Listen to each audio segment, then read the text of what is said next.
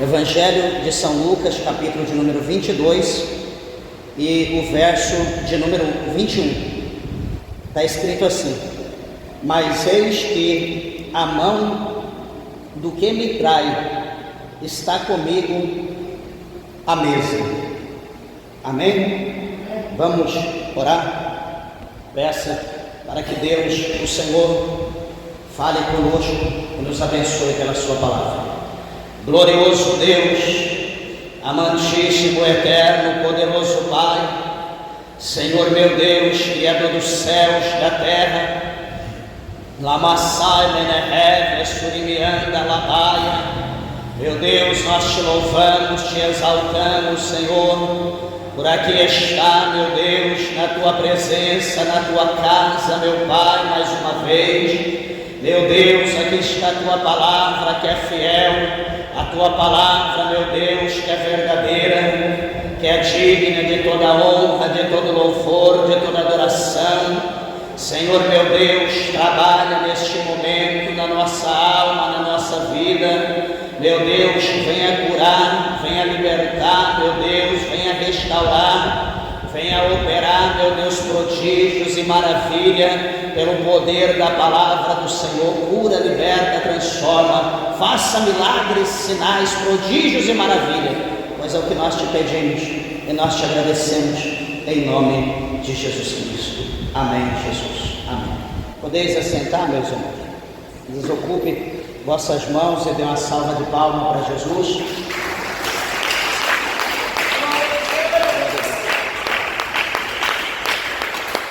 Graças a Deus. Meus irmãos, eu peço, por favor, a tua atenção na palavra de Deus.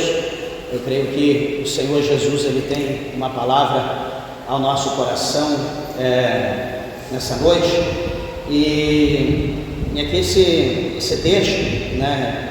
Esse é o versículo que compõe o texto, fala aqui para nós, né, dá a base a partir do verso 14, falando acerca da ceia, né, a ceia do Senhor. E vejam, meus irmãos, que o Senhor Jesus, ele deixou, né, a Santa Ceia, ele instituiu a Santa Ceia e instruiu, mostrou exatamente, né, ali a finalidade de tudo aquilo, né, que ele deixou.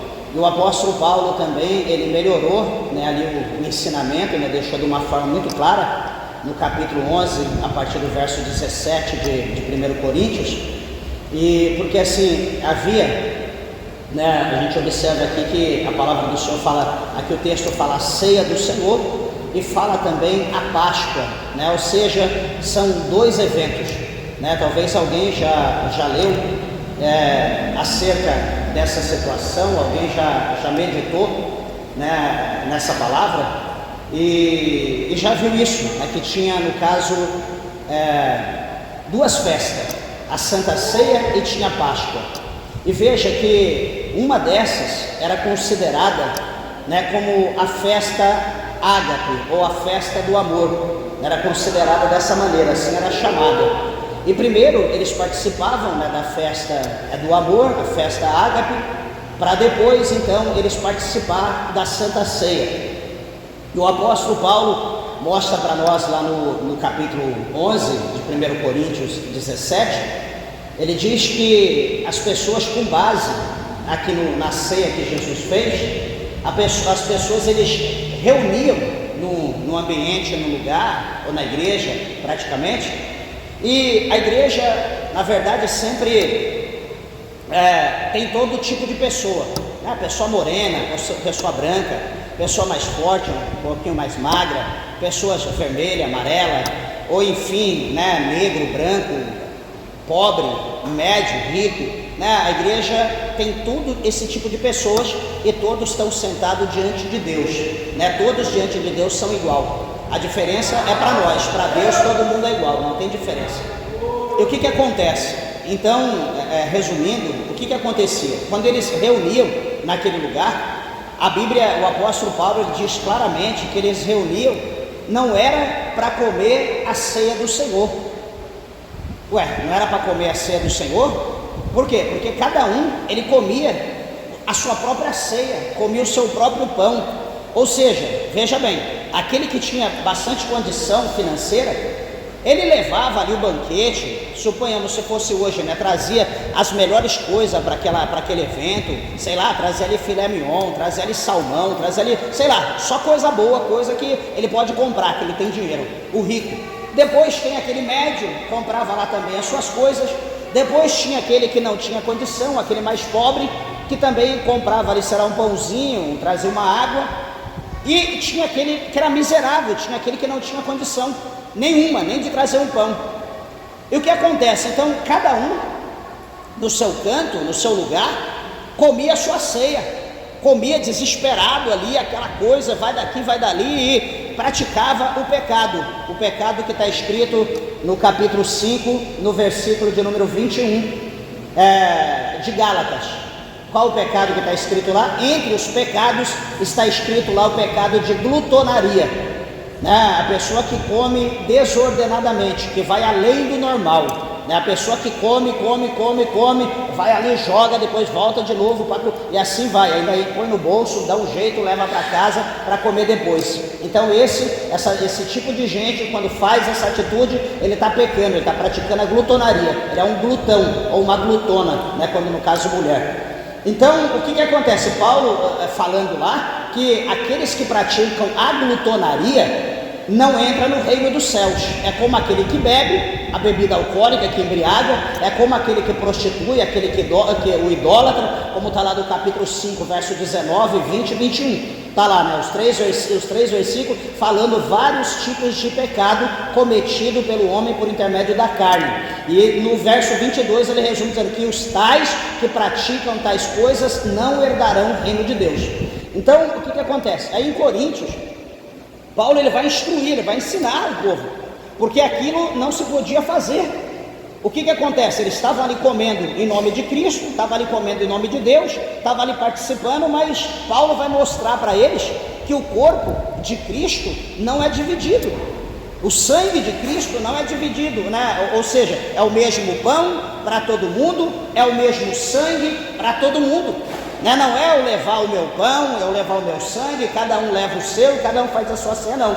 É o mesmo corpo para todos, o mesmo sangue para todos. Por isso que no dia da Santa Ceia, o mesmo pão a gente fraciona e todo mundo participa do mesmo pão junto, e também do cálice, todo mundo, o suco da uva, cada um também pega o seu, da mesma garrafa, e todo mundo participa, todo mundo junto no mesmo tempo. Então, Paulo ele deixou claramente, ele deixou instruído para nós, né? Ele nos instruiu acerca dessa situação. Mas o que eu quero dizer para os meus irmãos, que o cenário aqui da Santa Ceia, né, quando Jesus ele está reunido, né, juntamente com os 12 apóstolos, ele vai dizer para eles que o desejo, né, que ele tinha no coração dele, ele falou: olha, já de muito que eu desejei, né, que eu desejei comer a Páscoa com vocês, né? Ele fala no verso de número 15: desejei muito comer convosco essa Páscoa, antes que padeça. Então, o que Jesus está falando aqui? Ele está comendo, ele vai participar agora, antes que ele padeça. Peraí, mas padecer do quê? A palavra do Senhor vai mostrar para nós que após, né, essa refeição, após todo esse simbolismo, esse ato que Jesus ele vai deixar para nós fazer, até que ele retorne, o que vai acontecer? Ia se levantar alguém que já estava entre eles, ali dentro, naquele ambiente preparado, onde a segunda pessoa da Trindade, onde o Deus Filho estava ali, ia se levantar alguém para poder trair Jesus após aquela refeição, após a Santa Ceia. Veja então que todas as vezes, quando nós vamos participar do pão e do sangue de Cristo, do corpo e do sangue, vem à nossa mente essa passagem. Qual é a passagem? Um traidor traiu Jesus nessa noite. E quando se fala dessa forma, isso já havia sido profetizado pelo salmista lá atrás, centenas de anos. O salmista já havia profetizado que alguém ia meter a mão no bocado molhado, e esse que colocasse a mão ia ser aquele que ia trair Jesus. Várias profecias foram feitas no passado acerca da traição e que foi cumprida naquele momento ali da ceia.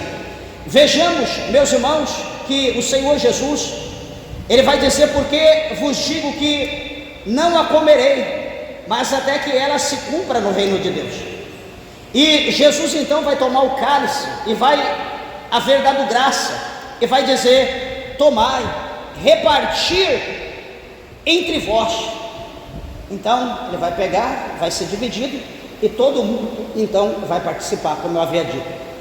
E o que vai acontecer?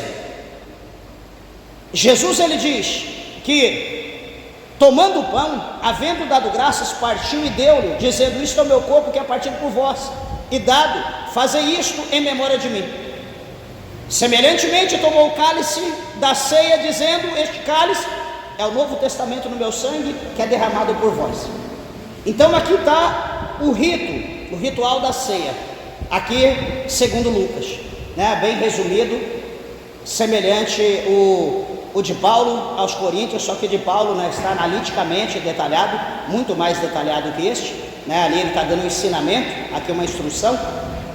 E veja que no versículo que nós lemos, depois de tudo estar pronto, Jesus vai dizer: mas eis que a mão do que me trai está comigo à mesa. Meus irmãos, quando nós lemos este versículo, vem na nossa mente, no nosso coração, uma preocupação. Presta bem atenção, deixa eu fazer aqui uma imagem aqui figurativa para os irmãos entenderem. Quando alguém, por exemplo, vai pescar, vamos usar um exemplo de pescaria, ou alguém que vai caçar, mas vamos usar um exemplo de pescaria. A pessoa vai chegar lá para pescar, pega um anzol do tamanho desse microfone, o anzol nu, quase meio quilo, e joga lá com uma corda dentro da água. Eu quero pegar um peixe, um filhote de baleia, um tubarão. Aí o tubarão vai olhar para aquele anzol brilhando lá dentro de inox. Ele vai olhar e fala: puxa vida, isso é sugestivo, eu vou comer.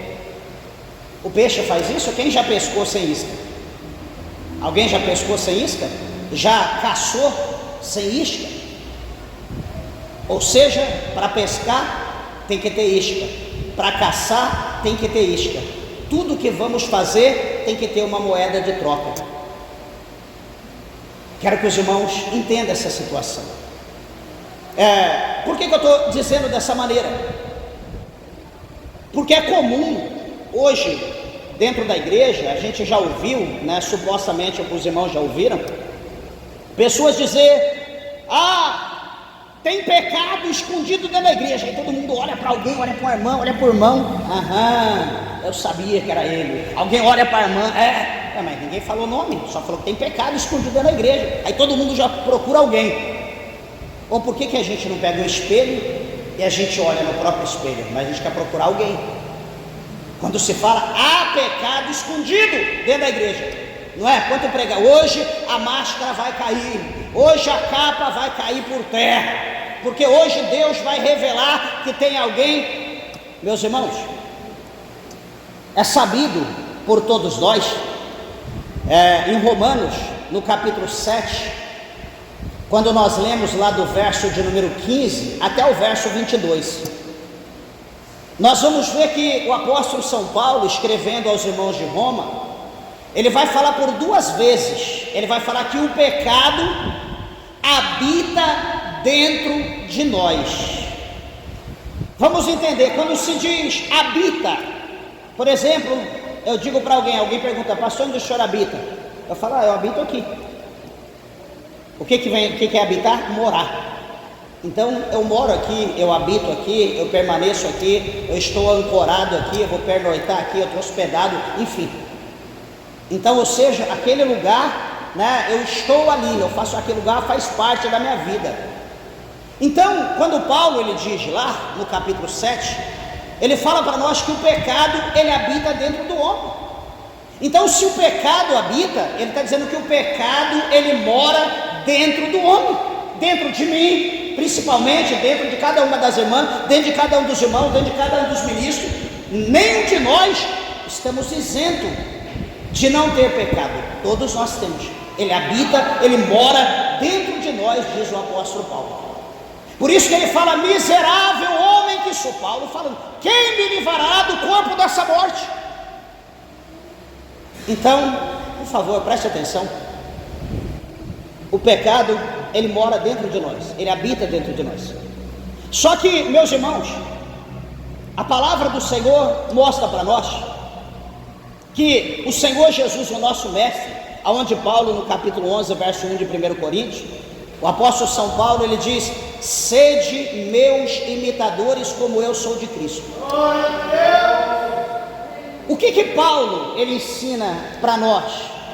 Ele fala na sua carta aos Coríntios, ele diz assim, que o Senhor Jesus, ele como carne, como homem, porque Jesus era 100% carne, homem, e 100% espírito, 100% Deus.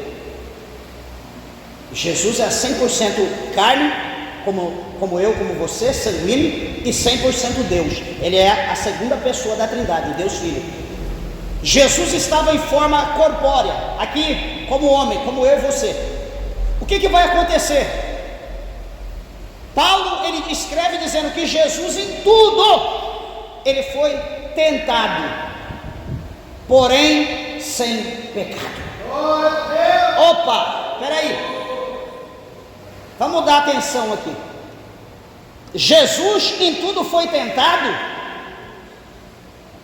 Paulo diz que em tudo ele foi tentado.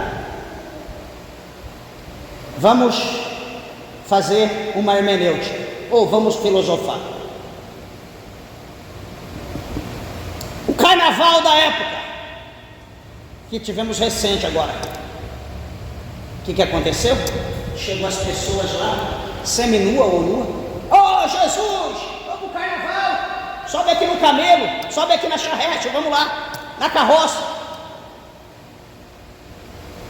Jesus foi? Ele foi tentado, mas Jesus não foi. O calor terrível da Palestina, com aquelas roupas grandonas de manga, fechado até aqui com túnica, que calor terrível. Os amigos, as pessoas tudo sentado lá, pessoas que haviam sido curado, que haviam sido liberta, estava sentado ali na mesinha, no barzinho, com aquela cerveja, com aquela canecona, aquele colarinho, tomando aquele chopp. Ei, Jesus, vem aqui, eu vou pagar uma jarra de chopp para você me curou, vem aqui, eu vou te dar. O que é isso? Tentação. Jesus como homem. Jesus foi beber? O escritor diz que ele foi tentado, porém sem pecado.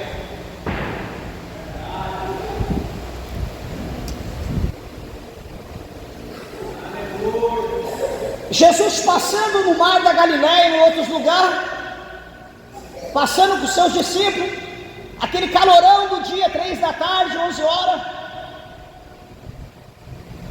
o povo tudo curtindo a praia, aquele mulherio, tudo na praia, todo mundo lá, aquela coisa terrível, os pescadores por ali. Ei Jesus, vem aqui se divertir, entra aqui no barco, vamos dar uns mergulhos, para que esse monte de roupa?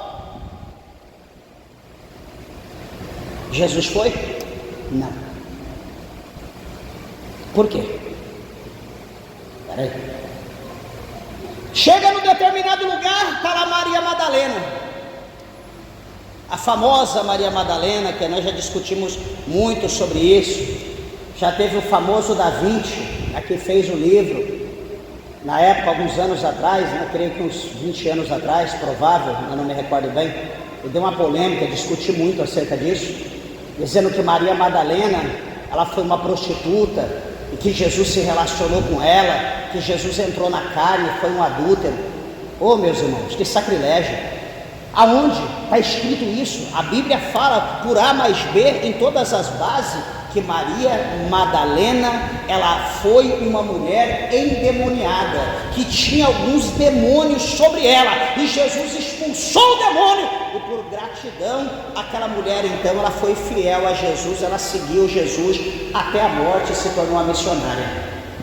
Então observa bem uma coisa que não é o que o povo dizia. Será que alguma mulher olhava para Jesus e, ei, dá uma piscadinha? Jesus era novo, né? Imagina que Jesus era galã, né? Na idade dele, ele morreu com 33 anos. Jesus era novo, não era um velhinho como todo mundo põe, com a barba desse tamanho, branca, aquele cabelão, nada disso. Ele morreu com 33 anos. Quando fala João Batista, alguém fala, João Batista, um velhinho de 1000 anos. Não, João Batista morreu mais novo que Jesus, menos de 33 anos.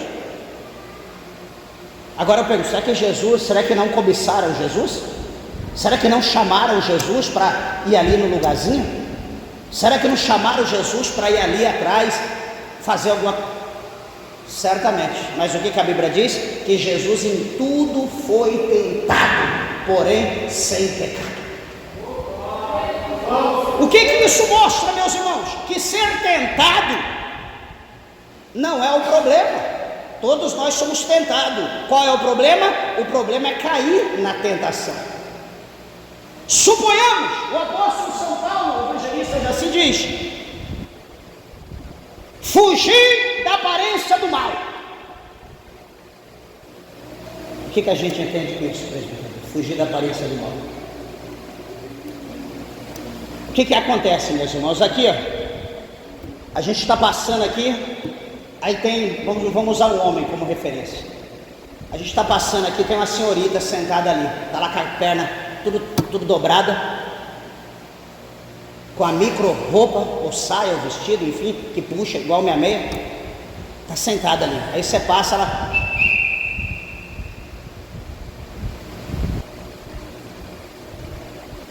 Aí sua esposa está do teu lado, você coça a cabeça, tenta olhar para o céu, dá um jeito para... O que Paulo diz? Fugir da aparência do mal. Sem querer, você está passando, olhou para alguma coisa, é tranquilo. É a primeira vista, a primeira visão. Você olhou, a primeira impressão. Só que o que acontece? Você passou, olhou e voltou de novo. Aí você, meu Deus, o que é aquilo? Aí você olha e fica... Aí você já caiu no laço. Porque se você olhou, uma olhada panorâmica, não uma olhada analítica no foco, mas uma olhada panorâmica é natural. Igual eu estou olhando aqui para a igreja, um olhar panorâmico. Não estou olhando analiticamente a cada pessoa, eu estou fazendo uma visão panorâmica. Então você fazer uma visão panorâmica de primeira, normal. Mas agora você pensa, meu Deus, o que é aquilo? E você olha, coça a cabeça, aí você olha para frente de novo, a caminhada, para, e está lá, vem. Aí você olha e fala, peraí, eu sou crente, eu sou homem. Meus irmãos, é isso que Jesus fez? Jesus foi tentado, porém sem pecado. Paulo fala, fugir da aparência do mal. Olhar de primeira, você vai olhar. Agora a pessoa passou, você vai acompanhar 360. Passou aquele homem lá desse tamanho. Oh, não é aquela barriga que eu tenho, aquela barriga de aluguel que eu tenho. Ué. Então veja bem que a palavra do Senhor mostra para nós que todos nós estamos propensos a pecar, porém nós não podemos cair no laço do pecado. Nós não podemos cair, porque o pecado mora dentro de nós. Ele está toda hora, presta atenção, o diabo está toda hora nos excitando, ou seja, melhor dizendo, o pecado está toda hora que habita em nós nos excitando para pecar. Por exemplo, alguém que aprendeu a fumar, você consegue ficar sem a chupeta do diabo? Por que eu falo chupeta? Já expulsei muitos demônios. Ele diz que aquilo, que o cigarro é a chupeta dele. Ele fala, isso é a minha chupeta. Aí você coloca a chupeta na boca, dá um trago. A partir daquele trago, você vai conseguir viver sem? Não. O que a Bíblia diz? Fugir da aparência do mal. O que Jesus diz? O que Paulo diz? Um pouco de fermento faz levedar toda a massa. Hoje, conversando com o irmão, eu dizia que tudo começa por um pouquinho. Nós temos que fugir. Ah, não, é só um pouquinho, é só para agradar a igreja. Meus irmãos, nós temos que agradar Jesus. Eu não tenho que te agradar, porque eu não sou palhaço para estar aqui agradando ninguém. A igreja não é circo. Você não está aqui para dar risada com aquilo que eu falo. Nós estamos aqui para aprender, para adorar o nosso Deus. Tem gente que se preocupa em agradar as pessoas e entristece Deus, entristece o Espírito Santo. Lama sube a candarábia, suribicanta, labracheia. Então o que a palavra do Senhor está mostrando aqui para nós? Que o Senhor Jesus, Ele sendo Deus, Ele escolheu, presta bem atenção, eu quero chegar, Ele escolheu a dedo cada um dos seus discípulos. Ele escolheu a dedo cada um. E Ele diz que um de vós é o diabo. Eita! Então Ele escolheu o diabo. Ele escolheu o diabo para andar com Ele, escolheu. Tinha que se cumprir a Bíblia. Ixi, o pecado está dentro da igreja. Todo mundo olhando. Agora o diabo está dentro da igreja. Agora o diabo é obreiro, agora é ministro, porque o Judas Iscariotes era o ministro, era o apóstolo Judas Iscariote, é aquele que fica na retaguarda aqui, era tesoureiro, cuidava da oferta, da missão. E a Bíblia mostra para nós que na verdade o Filho do Homem vai segundo o que está determinado. Mas ai daquele homem por quem é traído. Igreja, a traição é todo o pecado. Deixa eu dizer uma coisa para os irmãos. A traição é o 8º pecado dos 10 mandamentos, lá no Êxodo capítulo 20. É o 8º mandamento. Como todo pecado, a traição é um pecado. É um pecado passivo de morte. É um pecado passivo de condenação. Como alguém pode dizer, ainda bem que eu não traio. Mas aí eu pergunto, você mente? Mas a mentira, quem não mente? A mentira também é passivo. Todo mentiroso é passivo de morte. E detalhe ainda, João 8,44 diz que o mentiroso é Satanás, ele é o pai da mentira. Então todo mentiroso, Deus é meu pai. Mentira, o pai do mentiroso é o diabo. Desculpa falar isso, está escrito lá, João 8,44. Ele é mentiroso e pai da mentira, nunca se firmou na verdade. Está aqui, João 8,44, pode alguém ler. Então a traição, veja bem, é uma situação que é complicada. Porque, por exemplo, Jesus, ele sabia quem era o traíra. Jesus conhecia muito bem cada um, porque ele escolheu aquele, porque tinha que cumprir a palavra. Assim como nós temos amigos, nós temos colega, nós temos irmãos, nós temos irmãs, nós temos obreiro, obreira, ministros, dirigente de igreja que está sobre a nossa autoridade, que também é um traidor. De uma forma geral, irmão, irmã, todo mundo pode estar no nosso meio, mas tem alguém que é um traidor. Você coloca ele dentro da tua casa, ele está ali, conversa com você, ele está ali, dá risada, ele brinca, está ali como teu amigo, está ali como a tua amiga, só que depois, por detrás, ele te apunhala. Meus irmãos, todo pecado é terrível, mas isso não é brincadeira não, é coisa muito séria. Geralmente, sempre quando tem algum tipo de escândalo, alguma coisa errada, seja na família, seja no trabalho, seja na igreja, sempre quando tem alguma coisa errada, algum laço, alguma cilada, alguma coisa de adultério, sempre acontece com o melhor amigo ou com a melhor amiga. Sabe por quê? É aquele amigo que você chama ele, ei meu amigo, vem aqui, vamos fazer um churrasquinho, vamos nos alegrar, eu preciso confidenciar os mistérios para você. Opa, pode falar, eu sou um túmulo, fala tudo, eu estou aqui com o coração aberto, vou até gravar aqui no meu celular para não esquecer e orar por você. E você, na maior inocência, vai lá, fala com ele, explica tudo, ele está ali gravando, daqui a pouco já começa a enviar para um e para outro. Daqui a pouco você está defamado, está igual nota de R$2.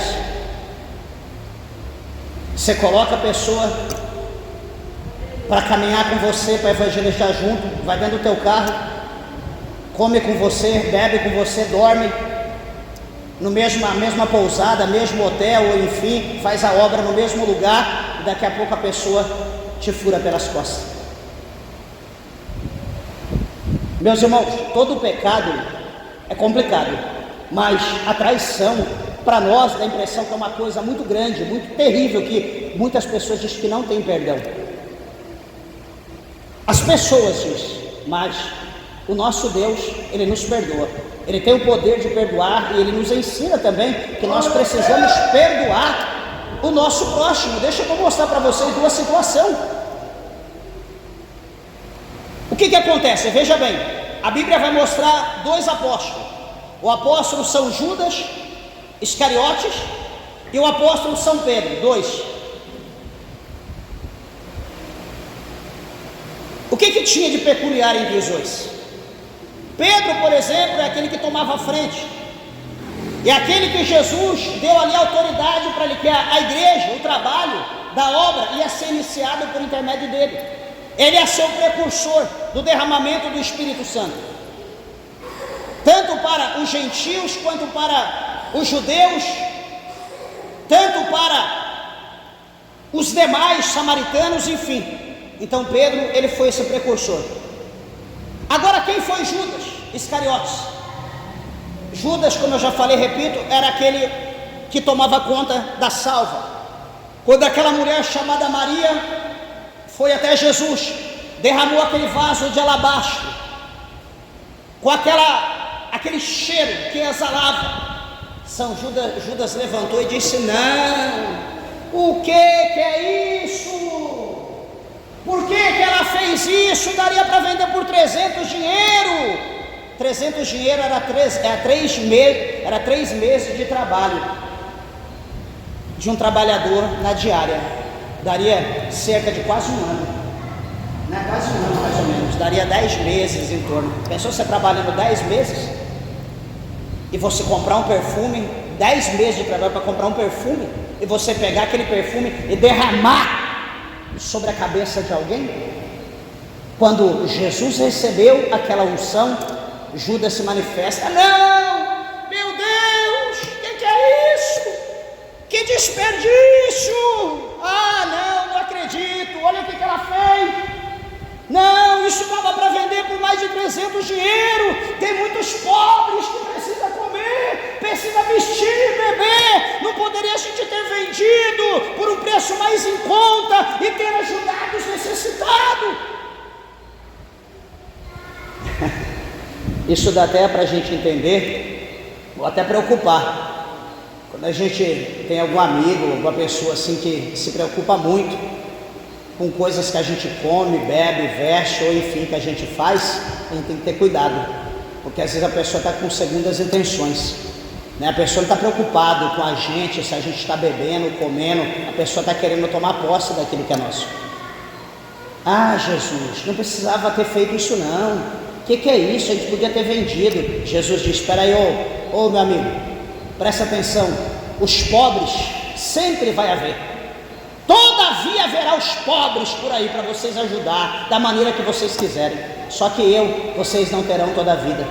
Esse ato que ela fez, ela está me embalsamando para algo maior. Louvado seja o nome do Senhor. Ela está fazendo isso porque a minha morte já está perto, está chegando o meu dia, o meu momento, e essa ação que ela fez vai ser lembrada em todos os lugares onde a palavra for pregada.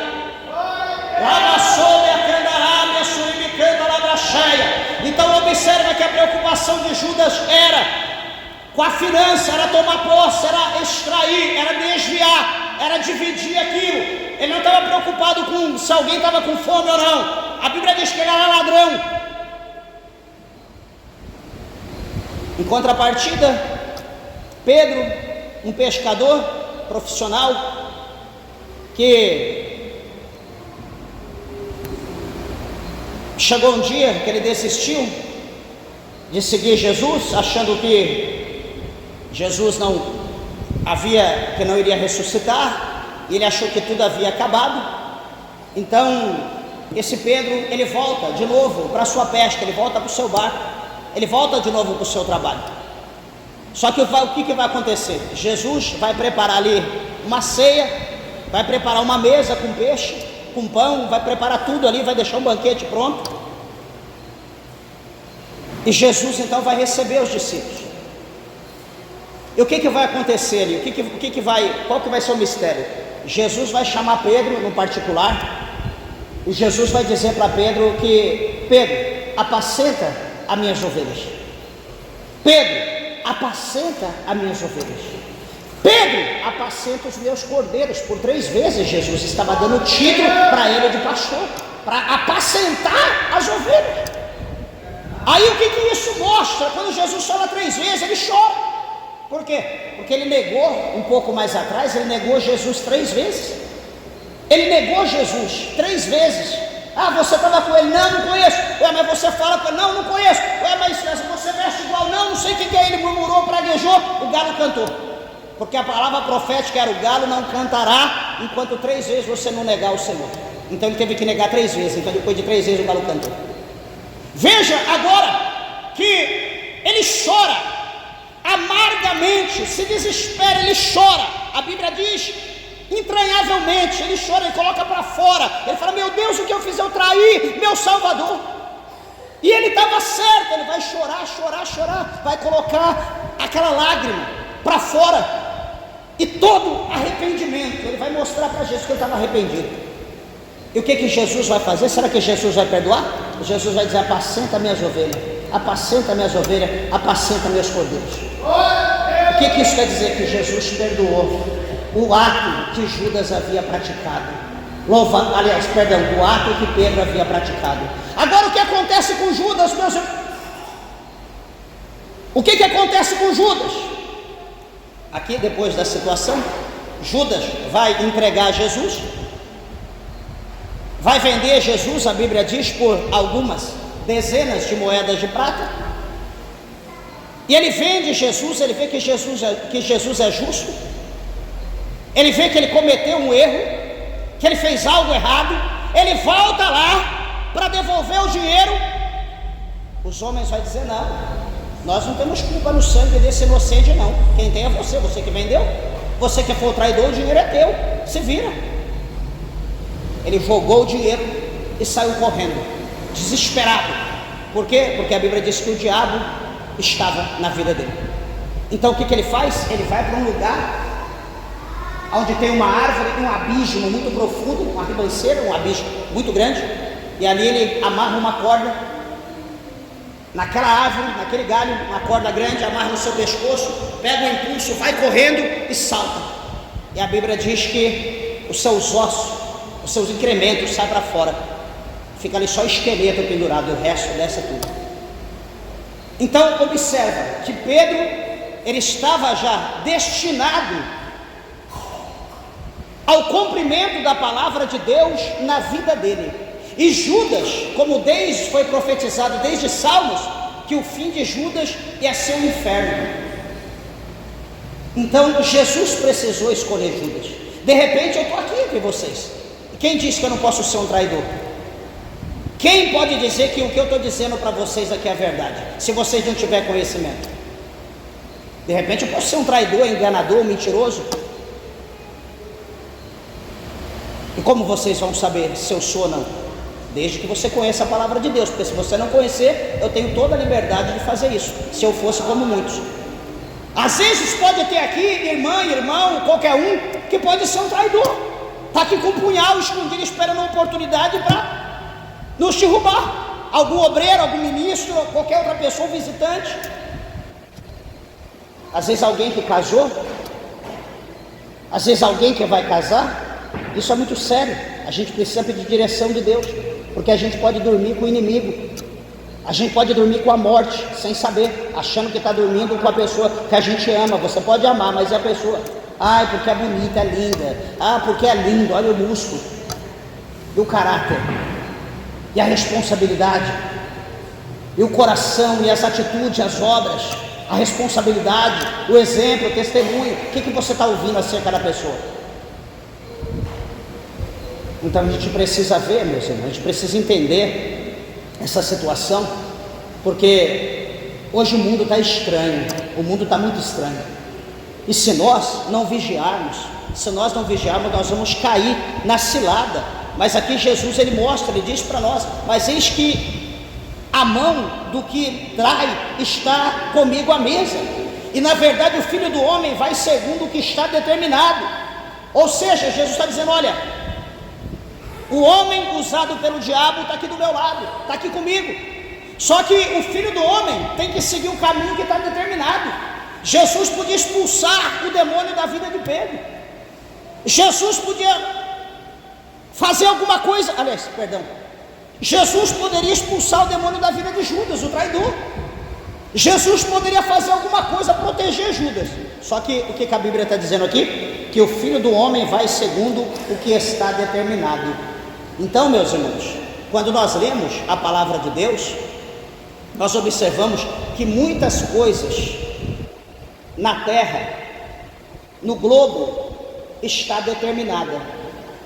E queira você, queira eu, isso não vai mudar. Vai acontecer. Não adianta a gente, não, porque se eu tivesse, porque se eu fizer, não vai mudar. Tem coisas que precisam acontecer. Judas estava ali com Jesus. Judas andava com ele. Era ministro, via coisas excelentes Jesus fazendo, mas estava ali dando lugar para o diabo. Então, não tenha medo quando alguém falar alguma coisa e você se preocupar: mas meu Deus, a pessoa falou isso, vai que. Não se preocupe, é natural, é notório que essas coisas aconteçam. Tem coisas que tem que acontecer. Nós não vamos mudar aquilo que já foi determinado por Deus. Olha quando Jesus está no Getsemane, ele está lá orando, está lá chorando, o seu suor é como grandes gotas de sangue. Ele diz: Pai, Pai, passa de mim, se possível for, passa de mim esse cálice, mas todavia que não seja, Pai, a minha vontade, mas a tua vontade. Ele estava pedindo para Deus que Deus livrasse ele de ser entregue, de ser apedrejado, esbofeteado, iam cuspir, ele ia ficar despido, ele ia carregar aquela cruz, ele ia cair, iam chutar, iam açoitar, ele ia ser crucificado. Ele está dizendo: se possível, passa de mim esse cálice. Era um cálice amargo, era um cálice doloroso que Jesus ia passar. Sabe por quê? Jesus não cometeu nenhum pecado. Tudo que Jesus passou foi por amor. A tua vida, a minha vida, a nossa vida. Tudo que Jesus fez foi por causa de nós. Lembrando mais uma vez, em tudo ele foi tentado, porém sem pecado. Ou seja, Jesus foi santo, ele é santo. Em todo o tempo, Jesus é santo. Ele deu para nós o exemplo. Ele não estava condenado, não foi condenado. A morte não conseguiu matar Jesus, ele se entregou. Ele mesmo diz que ele tem o poder de dar a vida dele e de tornar a tomá-la de novo. Então a morte não tem o poder. Sabe por que a morte não tinha poder em Jesus? Porque Jesus não tinha pecado. Jesus é eterno, por isso que a morte não consegue matar Jesus. Por que Deus não morre? Porque Deus é eterno, ele não peca, Jesus não peca. Por que nós morremos? Porque nós pecamos. A Bíblia diz que nós nascemos, lá em Salmo 51, que nós somos gerados em pecado e iniquidade, concebeu a minha mãe. Então, meus irmãos, nós já nascemos condenados à morte. Só que, pelo que Jesus fez na cruz, se nós aceitarmos ele, como ele diz, aquele que na terra, diante dos homens, aquele que me confessar diante dos homens, eu o confessarei diante do Pai e dos santos anjos do céu. Mas ele diz: aquele que me negar na terra, diante dos homens, eu também o negarei diante do meu Pai e dos santos anjos do céu. Veja que Jesus, ele está dando a cada um uma oportunidade hoje. Aceita Jesus ou não? Pastor, eu até fui para a igreja já, mas fui traído. Eu era isso, eu era aquilo, mas veio uma traição. Eu era casado, eu era casada, mas fui vítima de traição. Meus irmãos, Jesus foi traído, e nem por isso Jesus deixou de amar a humanidade.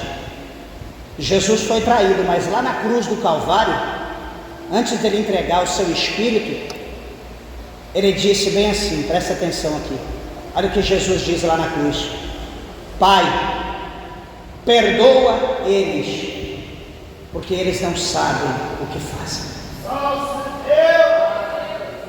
Os irmãos estão entendendo? Por mais que fizeram com Jesus, o que Jesus diz? Perdoa eles, porque eles não sabem o que faz.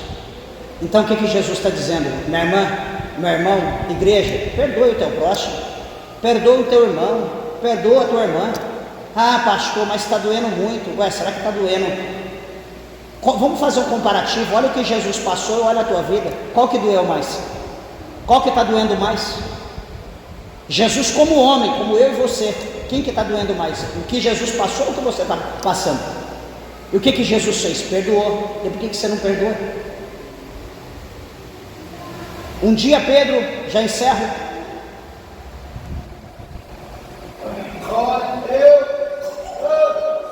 Um dia Pedro, ele chega até o nosso mestre, até o Senhor Jesus.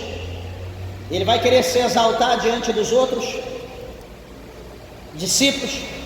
Ele diz: mestre, a propósito, se o meu amigo, se o meu irmão, ele tentar contra eu, se levantar contra mim, eu devo perdoar ele 7 vezes 7?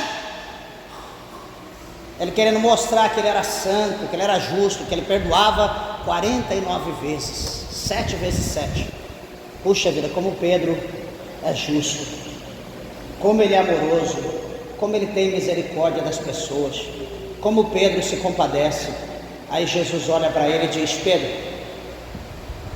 eu não te digo só 7 vezes 7, mas 70 vezes 7. Eita, só se for um cão, né? Para se levantar contra a gente, tem que perdoar 490 vezes no dia. É impossível alguém te atormentar tanto. Mas se atormentar, Jesus deu a ordem que nós precisamos perdoar. Porque aquele que perdoar o teu irmão, o teu próximo, alcançará o perdão de Deus. Mas aquele que não perdoar, também ele não será perdoado por Deus. Aí tem aqueles inteligentes, tem aqueles professores que dizem: não, só quem perdoa pecado é Deus. Você já viu, desculpa da expressão, que palavra, que coisa chula você disse? Só quem perdoa é Deus. Ué, nós não oramos todo dia? Perdoa as nossas ofensas, perdoa os nossos pecados, assim como nós perdoamos os nossos.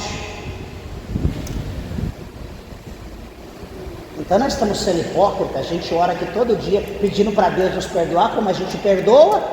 Ah não, só quem perdoa pecado é Deus.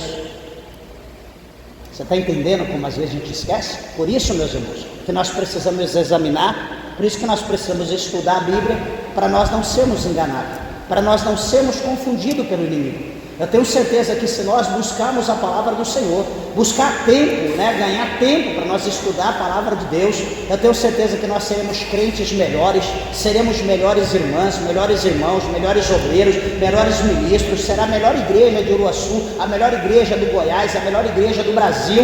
Nós temos o potencial para isso, mas basta a gente querer. E se nós queremos, a Bíblia diz que tudo é possível ao que crê. Amém, meus irmãos? Que o Senhor Jesus, pela sua infinita graça, pela sua infinita misericórdia, possa abençoar vossas vidas em Cristo, Guarde no teu coração, essa palavra gloriosa, essa palavra maravilhosa, da parte de Deus. E independente do que venha acontecer, o que acontecer amanhã, tenha sempre o perdão, na tua boca, sempre abrace, ame, incondicionalmente, que esse é o papel do verdadeiro crente. Não é só colocar um traje como esse, como o vosso, e dizer: não, eu sou um homem de Deus, ou uma mulher de Deus. O homem de Deus, a mulher de Deus é conhecido, diz a Bíblia, pelo fruto. A árvore, ela é conhecida pelo fruto. Então o fruto que nós produzimos, as pessoas vão provar e falar: não, realmente é coisa boa. Então que o Senhor Deus possa abençoar e recompensar as vossas vidas em tudo, para a glória do nosso Deus.